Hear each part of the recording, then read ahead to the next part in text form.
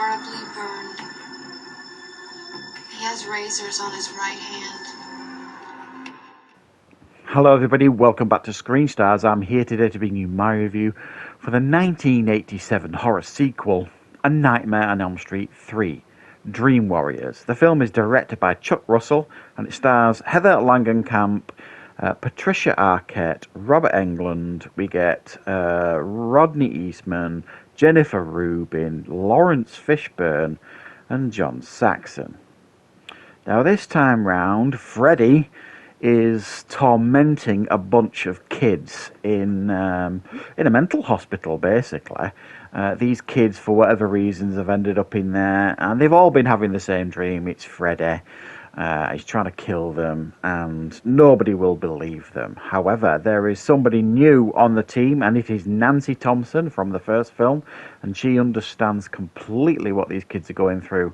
And she is trying to convince the head doctor to help them in the right way and believe that Freddy Krueger is after them. But Freddy is not waiting around. And when he discovers that Nancy is back, it only encourages him further. Right, what are my thoughts on A Nightmare on Elm Street 3 Dream Warriors? Well, I think many regard this as one of the stronger sequels, certainly, in regards to the Nightmare on Elm Street series of films.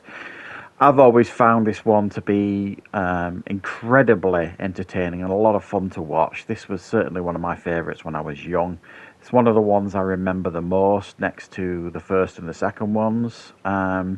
Beyond this one, I don't remember many of even though I've seen them all. New Nightmare, obviously, I remember quite well. That's one of my favourites. But after this one, I don't remember the others particularly well. Once I revisit them, the memories may come flooding back. I'm not really sure.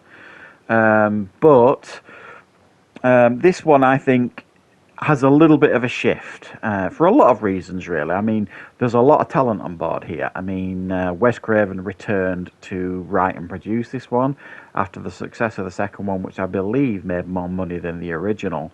He decided to come back on board to the franchise, so he helped write this one, along with, interestingly, Frank Darabont, who obviously went on to do many, many great projects like Shawshank, etc., Green Mile, a very, very talented creator.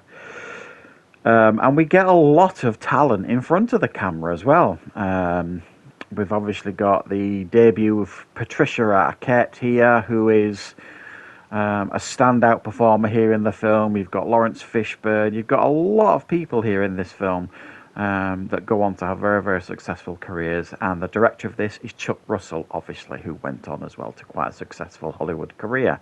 So there's a lot of talent here in front and behind the camera and behind the scenes that are crafted together a very entertaining horror sequel.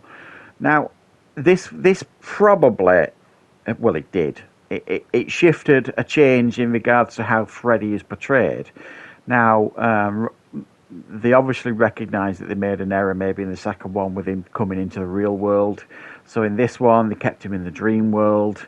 But it was the first time we saw a more comedic side of Freddy, I suppose. And it was his quips and one-liners started really making an appearance in this film, and the inventive kills, you know what I mean? He wasn't just interested in, scaring the kids to high heaven and then just killing them for his pleasure. He wanted to kill them in more interesting and creative ways. And that obviously translates well to an audience member because you're getting to see different things.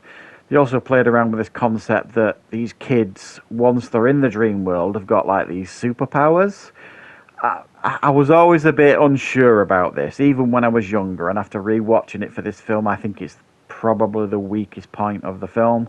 There's a couple of really cringe moments where one of them thinks he's a wizard, another one thinks she's a badass, and you just, it's a bit cringy, some of the scenes. And it doesn't necessarily translate particularly well. It's a sound idea, I just don't think they executed it particularly well, if I'm being honest. But the whole idea, I think, of focusing on these kids in this mental hospital is a very, very good one. And you do actually connect with a lot of these characters. It's you know, it's made particularly well in that sense, so that you do feel that connection. And it's great to have Nancy return, Heather Langenkamp returning as the Nancy character, and she has a very prominent role in this film. But she is, fortunately or unfortunately, depending on how you look at it, she's overshadowed here by Patricia Arquette, who puts in such a strong performance. I think she's very, very good, and the talent was obviously very, very clear to see. Robert Englund gets more screen time as well here.